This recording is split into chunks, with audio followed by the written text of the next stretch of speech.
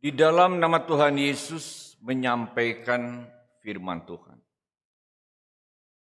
Alkitab mendahului ilmu pengetahuan. Bapak Ibu, saudara-saudari sekalian, di dunia ini ada satu buku yang paling berharga. Buku ini dinamakan Alkitab. Alkitab buku yang paling banyak dicetak. Jadi setiap tahun Alkitab itu terus meningkat, dicetak ke dalam berbagai bahasa. Bahkan sekarang ini ada dalam format digital. Bahkan bisa juga dibaca secara online. Alkitab juga paling banyak dibaca orang di seluruh dunia. Buku yang paling banyak dibaca. Gereja saat ini mendorong jemaat membaca Alkitab tiap hari. Nah, mengapa Alkitab ini buku yang paling berharga? Ada beberapa alasan. Yang pertama, Alkitab itu buku yang ditulis berdasarkan ilham dan wahyu dari Allah. Jadi bukan buku sembarangan. Alkitab juga makanan rohani untuk kita sebagai jemaat.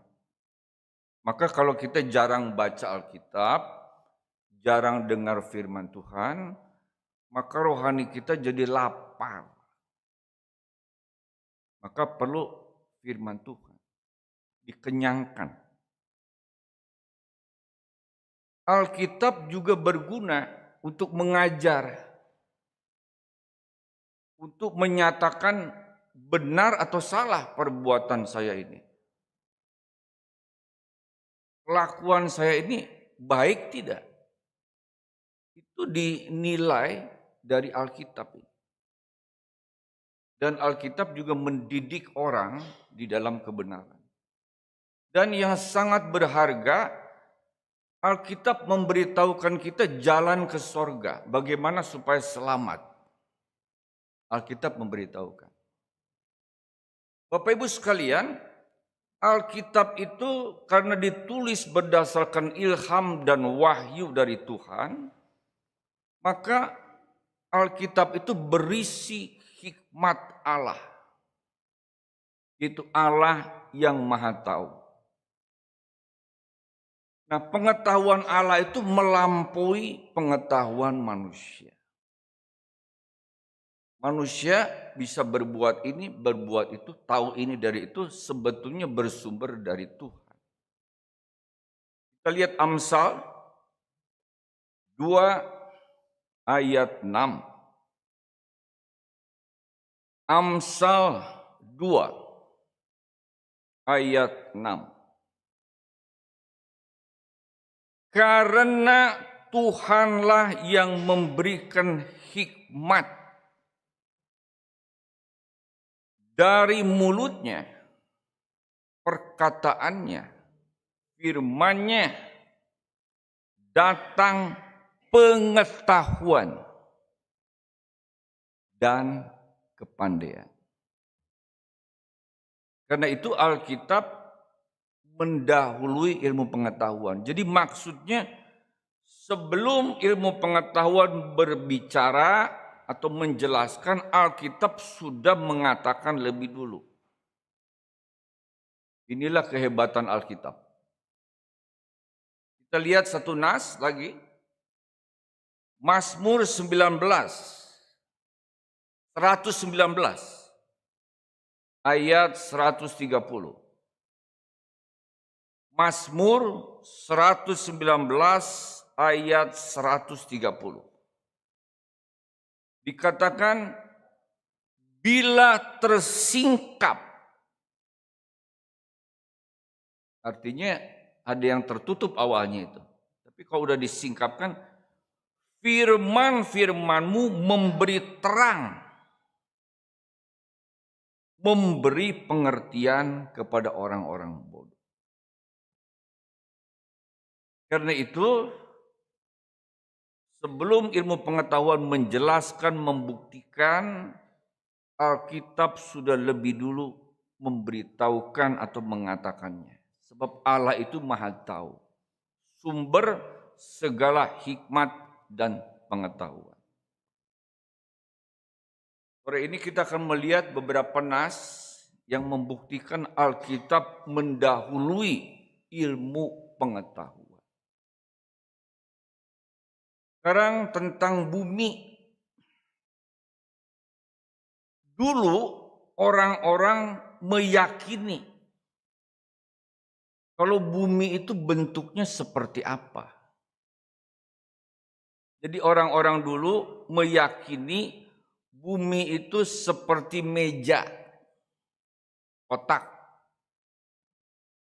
Karena itu orang merasa takut kalau pergi berlayar jauh, jangan-jangan jatuh di ujung meja bumi itu. Kayak seperti ini. Orang dulu. Orang Mesir kuno mengatakan bahwa bumi itu seperti kotak. Sebuah kotak. Ada dasarnya. Itu menurut orang-orang Mesir. Orang Persia dulu mengatakan bumi itu seperti perisai perang. Modelnya seperti itu. Lalu orang Amerika Tengah mengatakan bumi itu seperti balok besar. Nah, bagaimana Alkitab mengatakan? Kita lihat Yesaya 40 ayat 22. Yesaya 40 ayat 22. Dia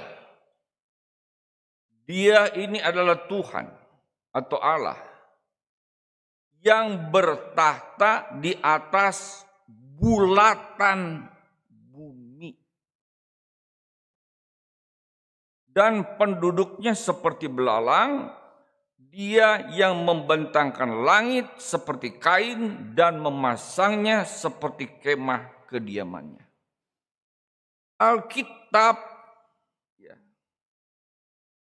ribuan tahun yang lalu sudah mengatakan Allah bertahta di atas bulatan bumi. Jadi Alkitab mengatakan bumi itu bentuknya bukan kotak, bukan kayak meja, bukan kayak balok, tapi bulat. Jadi bukan seperti anggapan orang bumi itu datar, bukan. Bukan seperti kotak, bukan seperti balok, bukan seperti perisai, bulat. Dan ini juga pernah disampaikan oleh Tuhan Yesus. Tuhan Yesus ini Allah yang Maha Tahu juga. Dia mengatakan, kita lihat Lukas 17 ayat 34 sampai 36. Lukas 17 ayat 34.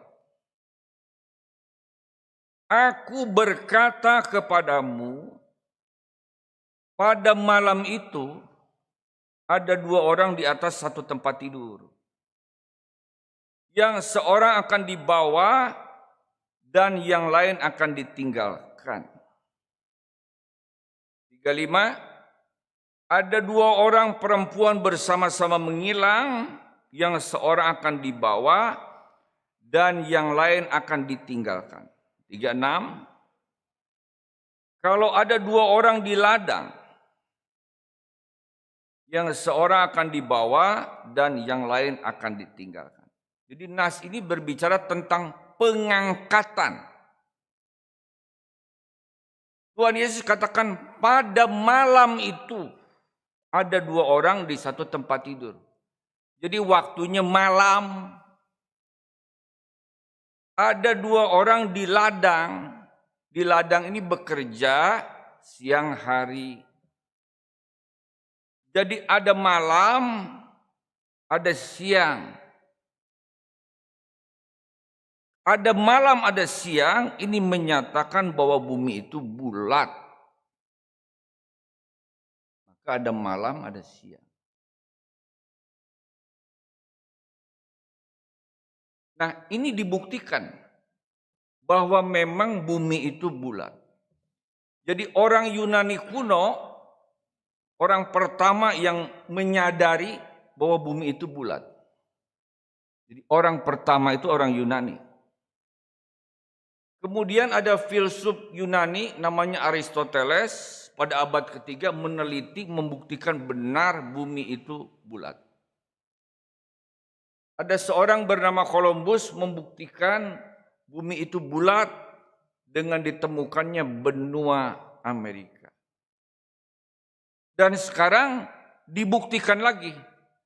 Jadi kalau bumi difoto dari luar angkasa, bumi itu benar bulat. Buktinya. Alkitab mendahului ilmu pengetahuan. Nah, bagaimana bumi ini? Bagaimana bumi ini? Apakah ada yang menopang, ngegantung, atau bagaimana? Nah, Alkitab sudah beritahukan lebih dulu. Ayub 26 ayat 7.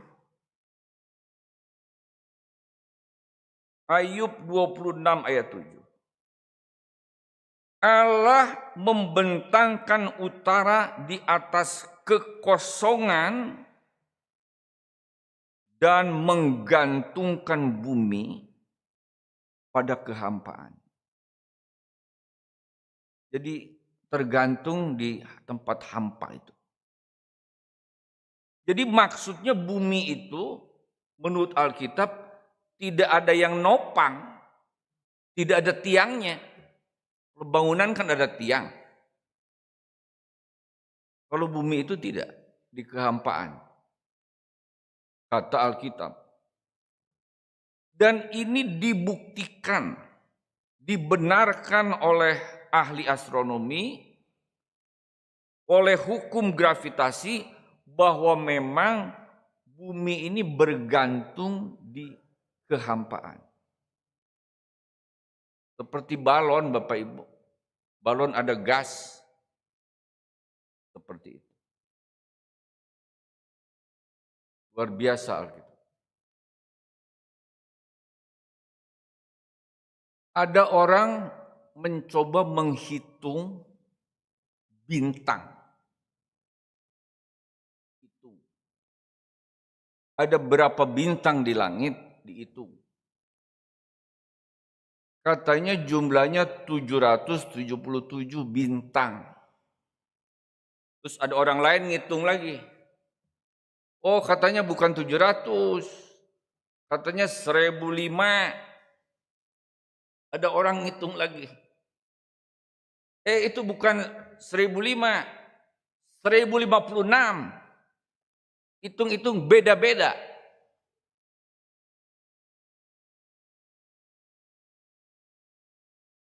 Bintang dihitung bisa? Tidak bisa. Kata Alkitab. Jadi kalau manusia sekarang mau coba hitung berapa sih ada bintang? Gak bisa.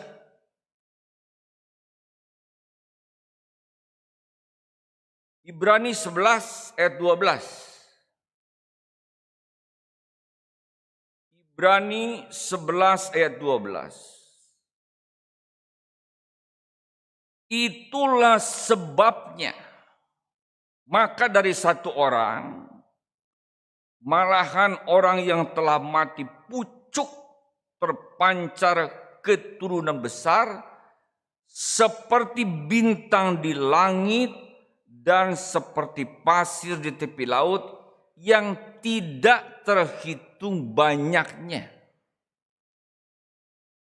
Jadi manusia tidak bisa menghitung berapa sesungguhnya jumlah bintang yang ada di langit.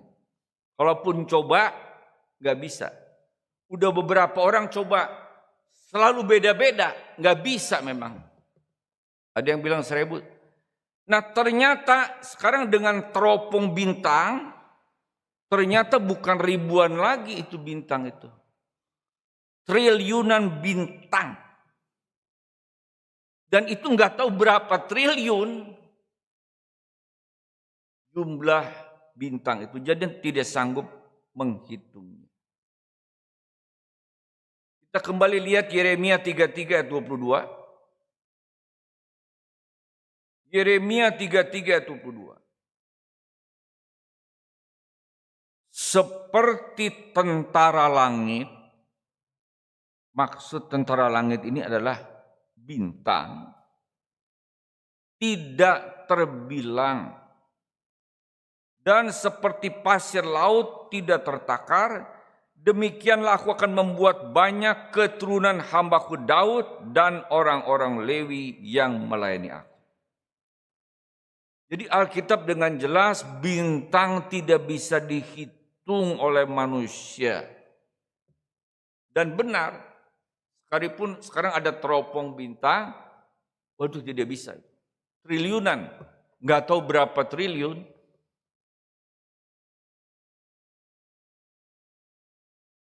Dan kalau lihat bintang dengan mata,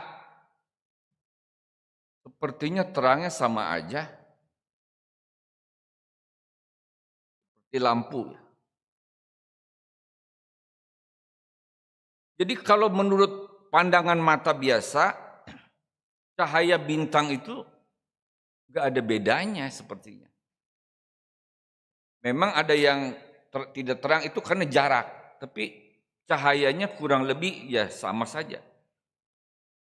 Tapi dengan alat teropong, ternyata bintang itu ada tingkatan cahaya.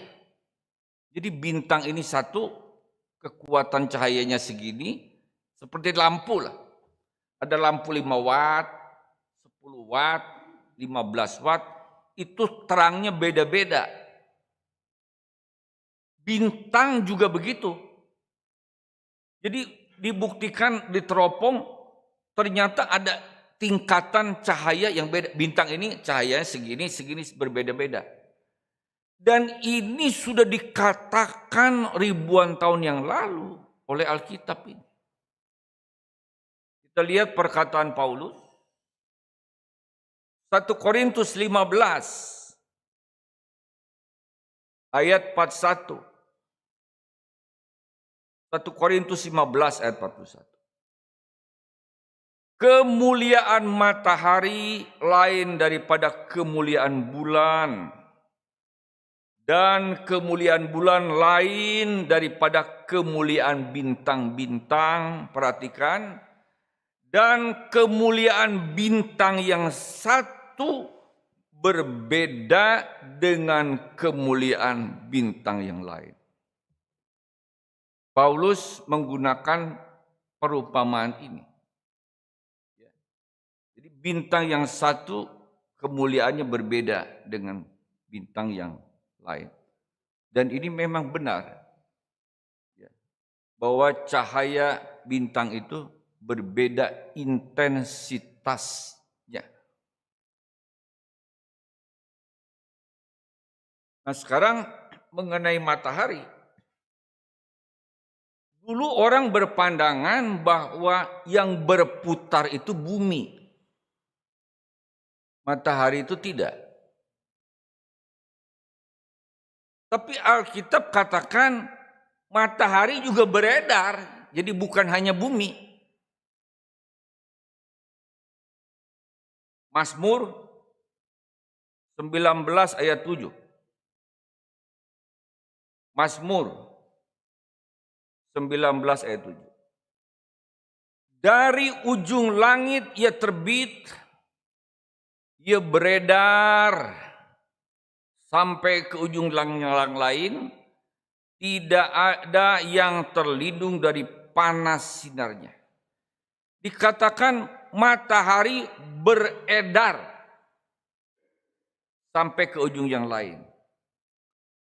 Dan ini sekarang dibuktikan oleh ilmu pengetahuan bahwa benar bukan hanya bumi yang beredar, matahari juga beredar, dua-duanya bergerak. Sekarang dibuktikan betul. Kalau dulu orang anggapannya matahari diam, bumi aja berputar. Dua-duanya bergerak. Sesuai dengan apa yang dikatakan Alkitab, matahari beredar. Kita lihat yang lain. Dulu orang mengira udara itu bukan benda. Jadi udara itu tidak ada bobotnya. Tidak ada beratnya. Anggapan orang begitu.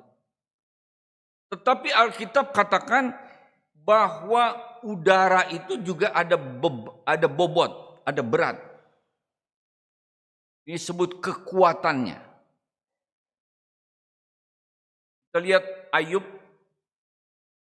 28 ayat 24-25, ayat 24. Kitab Ayub pasal 28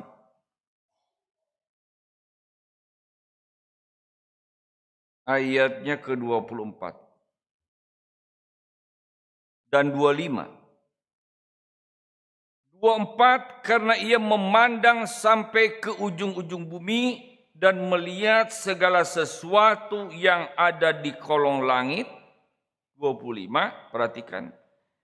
Ketika ia menetapkan kekuatan angin dan mengatur banyaknya air. Kekuatan angin. Jadi angin itu ada bobotnya. Jadi kekuatan angin itu menunjukkan bahwa angin itu ada bobot, ada berat. Maka ada tabung oksigen. Tabung oksigen kosong dengan yang isi beda. Kayak LPG. LPG kosong dengan yang isi beda itu. Ada beda beratnya. Ya, jadi ini dibuktikan bahwa memang benar udara itu mempunyai berat. Dan juga di sini ayat 25, ia mengatur banyaknya air. Jadi Tuhan mengatur banyak air di bumi ini. Jadi kalau air laut itu lebih dalam beberapa meter dari yang ada sekarang, maka oksigen di bumi akan diserap air laut sehingga manusia tidak bisa hidup. Kalau sekarang laut itu lebih dangkal beberapa meter dari ada sekarang, maka tidak mencukupi untuk perputaran air. Maka itu air di bumi itu diatur, ditakar oleh Tuhan. Maka kita bersyukur. Kalau tidak diatur oleh Tuhan, kita tidak bisa hidup. Maka Alkitab katakan menakar air laut. Yesaya 40 ayat 12. Yesaya 40 ayat 12. Siapa yang menakar air laut dengan lekuk tangannya dan mengukur langit dengan jengkal, menyukat debu tanah dengan takaran, menimbang gunung-gunung dengan dacing, atau bukit-bukit dengan raja. Jadi air di dunia ini diatur oleh Tuhan. Kalau tidak, manusia tidak bisa hidup. Tuhan yang mengatur. Misalnya di kutub bagaimana, laut bagaimana. Itu semua ada keseimbangan.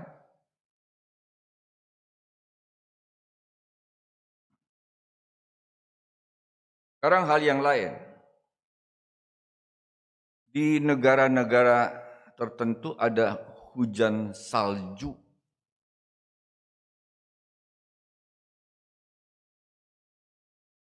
Jadi salju itu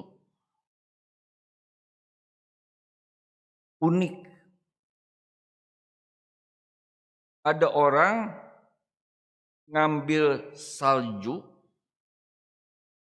lalu dilihat dengan mikroskop. Wah, ternyata salju itu kalau dilihat dengan mikroskop itu ada polanya unik. Kayak daun, kayak seperti pola sulaman begitu. Saya pernah lihat di internet, salju dilihat dengan mikroskop. Wah, luar biasa. Indah. Jadi membentuk pola-pola. Indah sekali itu. Unik. Jadi salju ini salju beda-beda itu. Dan ini sudah dikatakan oleh Alkitab. Jadi waktu itu belum ada mikroskop. Ayub 38 ayat 22. Ayub 38 ayat 22. Apakah engkau telah masuk sampai ke perbendaharaan salju atau melihat perbendaharaan hujan batu? Perbendaharaan salju. Jadi salju itu kalau dilihat dengan mikroskop ada pola-pola unik tersendiri, sangat indah. Nanti Bapak Ibu boleh lihat internet, diklik saja itu. Pola salju. Ya. Jadi Alkitab sudah beritahu. Waktu itu belum ada mikroskop, tapi sudah dikatakan. Maka Alkitab mendahului ilmu pengetahuan. Di Alkitab, Tuhan memerintahkan keturunan Abraham, bayi laki-laki umur 8 hari, wajib harus disunat. Waduh, ngeri enggak ini? Bayi baru lahir, 8 hari disunat. Bahaya enggak? Ini Tuhan tuh salah tidak? Kita lihat dulu Kejadian 17 ayat 12. Kejadian 17 ayat 12. Anak yang berumur 8 hari, maksudnya laki-laki, haruslah disunat. Yakni setiap laki-laki di antara kamu turun-temurun, baik yang lahir di rumahmu, maupun yang dibeli dengan uang dari salah seorang asing, tetapi tidak termasuk keturunanmu. Tuhan perintahkan Abraham dan keturunannya, kalau laki-laki bayi umur 8 hari harus disunat. Mungkin Bapak Ibu pikir, aduh, bisa mati ini. Begitu. Sekarang dibuktikan ini dengan ilmu kedokteran. Di Jakarta ada jemaat kita ya. Dia seorang saudara, seorang dokter. Jadi dia beritahu kepada saya, Pak Pendeta, ini Alkitab benar. Bayi 8 hari laki-laki disunat aman, betul. Kalau kurang ada bahayanya. Jadi dokter ini mengatakan, jemaat ini heran sekali, 8 hari itu aman loh sudah. Kurang bahaya, bisa mati. Jadi Tuhan sudah hitung 8 hari itu sudah safe, kata dokter ini. Jadi ilmu kedokteran membuktikan bahwa umur 8 hari aman untuk disunat. Ini kata firman. Maka jangan takut. Tuhan sudah itu. Harus, wajib itu. Kalau ini salah, banyak orang Israel mati kalau gitu. Mati terus disunat pada mati. Tidak mati. Orang Israel kan disunat. Kalau itu bahaya, celaka, mungkin bagaimana? Tidak apa-apa. Sudah dibuktikan. Sekarang mengenai darah. Pentingnya darah makhluk hidup. Kita lihat Imamat 17 ayat 11-12. Imamat 17 ayat 11-12. Karena nyawa makhluk ada di dalam darahnya. Dan aku memberikan darah itu kepadamu di atas mezbah untuk mengadakan pendamaian bagi nyawamu. Karena darah mengadakan pendamaian dengan perantaraan nyawa. 12. Itulah sebabnya aku berfirman kepada orang Israel, seorang pun di antaramu jangan makan darah. Demikian juga orang asing yang tinggal di tengahmu tidak boleh makan darah. Alkitab mengatakan darah nyawa makhluk hidup. Jadi penting sekali darah itu. Binatang, manusia, kalau kekurangan darah bisa mati. Kan di hidupnya di situ. Ayam, kita kocorkan aja darahnya, terus buang darahnya, mati. Makhluk hidup nyawanya ada di darah. Darah itu tidak boleh dimakan. Kenapa? Karena Tuhan akan mengadakan pendamaian itu dengan darah. Jadi darah itu alat pendamaian dosa, maka tidak boleh dimakan. Dan sekarang dibuktikan oleh ilmu pengetahuan bahwa darah itu bisa menularkan bibit penyakit. Jadi bibit penyakit bisa menular lewat darah. Ada orang transfusi, ternyata ada penyakit, akhirnya masuk. Ada orang pernah transfusi, jadi panas dingin. Mungkin ada virus atau apa masuk ke dalam. Karena itu di dalam darah bisa terkandung bibit-bibit penyakit. Jadi kalau kita makan darah, seperti makan bibit-bibit penyakit. Maka dilarang, tidak sehat. Betul. Nah sekarang mengenai obat. Obat yang manjur. Resepnya sederhana. Hatinya gembira. Amsal 17 ayat 22. Amsal 17 ayat 22. Hati yang bukan yang susah. Pendeta juga pernah susah, jadi bisa sakit juga. Mesti gembira terus itu. Hati yang gembira adalah obat yang manjur. Tetapi semangat yang patah mengeringkan tulang. Dan ini dibuktikan ya. Orang yang bersukacita, darahnya jalan, jadi darahnya lancar.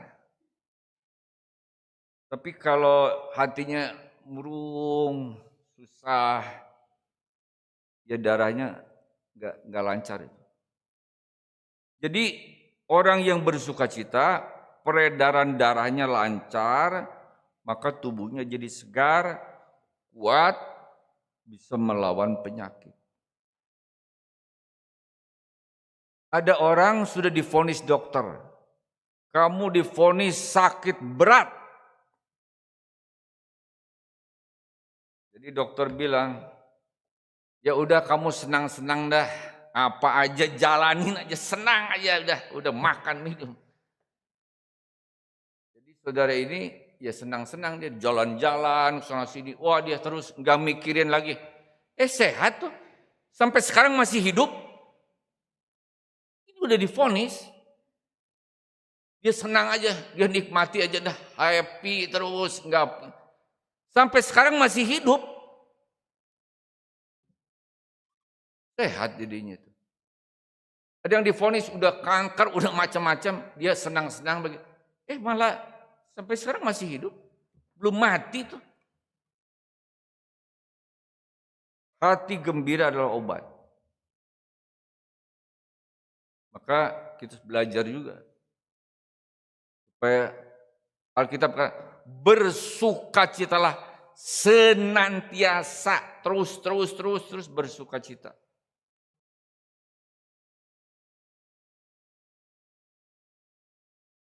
Ada penelitian kalau orang senyum katanya itu jadi ada perubahan tuh di darah jadi lancar apa, maka sering senyum, terus senyum.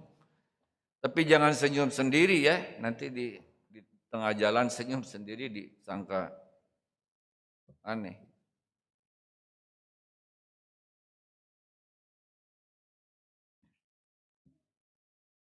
Sekarang ada namanya karantina.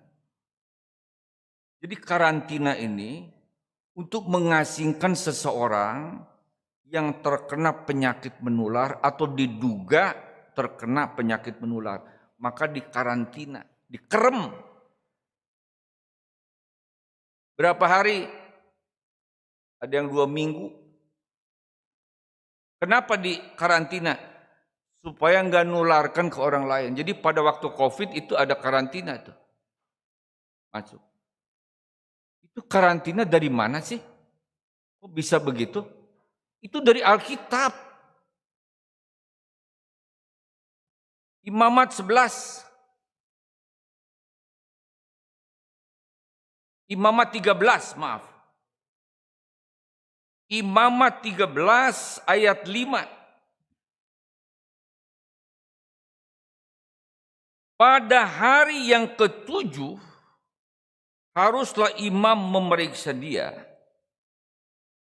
Bila menurut penglihatannya penyakit itu masih tetap dan tidak meluas pada kulit, maksudnya sakit kusta ini, imam harus mengurung dia, orang sakit kusta, 7 hari lagi untuk kedua kali, jadi 14 hari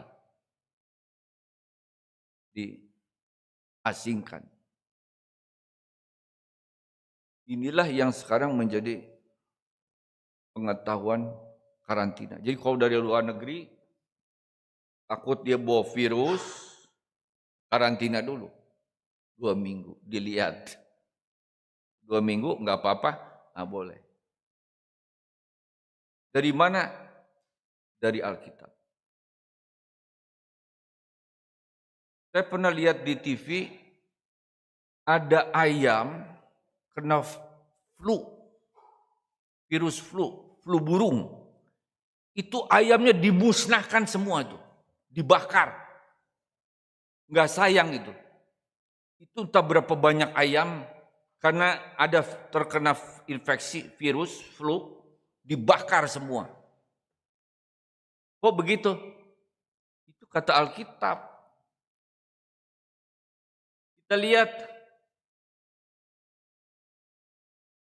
Imamat 13 ayat 52.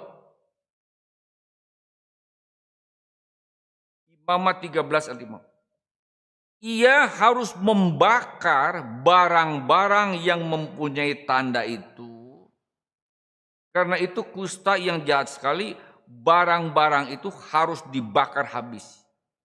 Yang terkontaminasi kusta, barangnya juga dibakar habis. Maka sekarang juga dilakukan seperti itu. Jadi kalau unggas ini dilihat, oh ini ada penyakit ini, dibakar. dimusnahkan supaya tidak nanti nular. Seperti itu.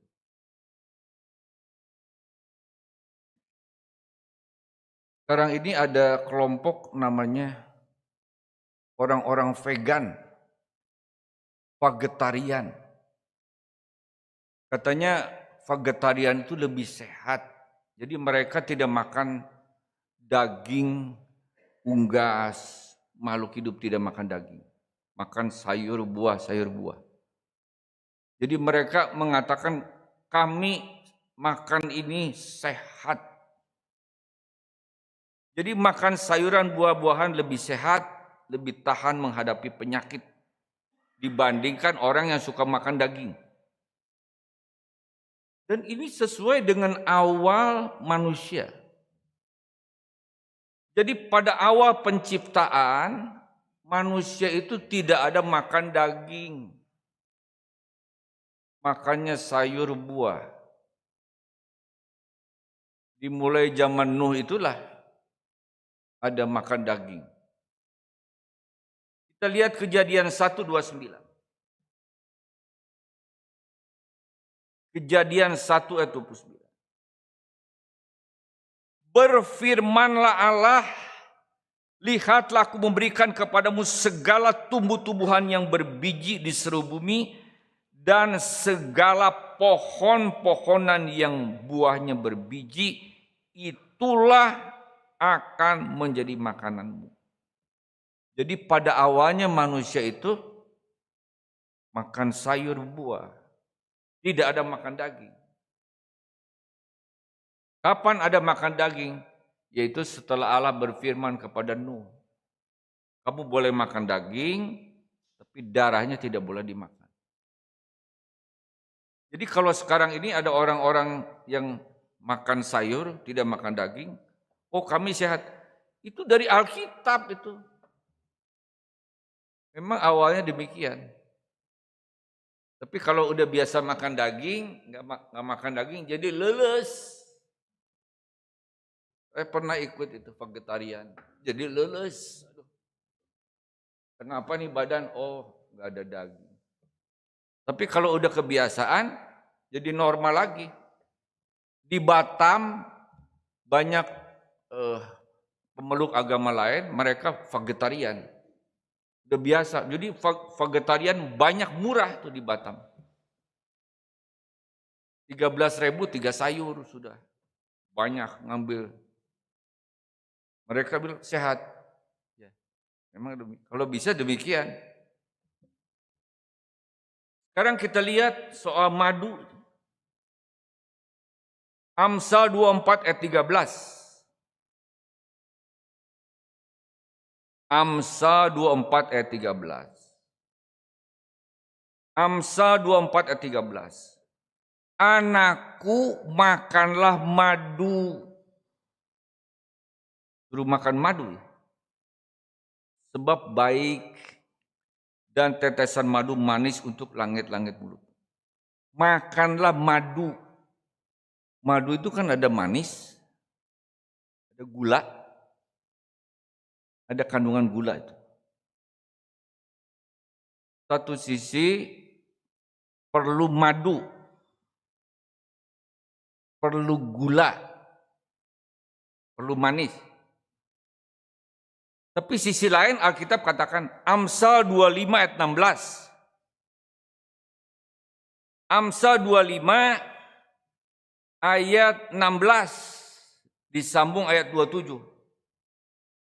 Amsal 25 ayat 16. Kalau engkau mendapat madu, makanlah secukupnya. Jangan sampai engkau terlalu kenyang dengan itu lalu memuntahkannya. Disambung ayat 27. Tidak baik banyak makan madu. Sebab itu biarlah jarang kata-kata pujian. Makan madu itu baik. Tidak baik kebanyakan madu. Manusia perlu gula, tubuhnya perlu. Kelebihan gula nggak baik, jadi pabrik gula. Itu ada rekan pendeta tuh. Aduh, gua kena sakit nih. Sakit apa? Badan gua jadi pabrik gula. Oh, diabetes. Waktu dicek laboratorium di-share, hah? Itu bisa 500. Puji Tuhan sekarang udah turun ya. Saya tanya kenapa bisa begitu? Itu saya sering ngopi, mungkin makan durian apa di Pontianak terus hantem terus, gula terus. Akhirnya sampai 500.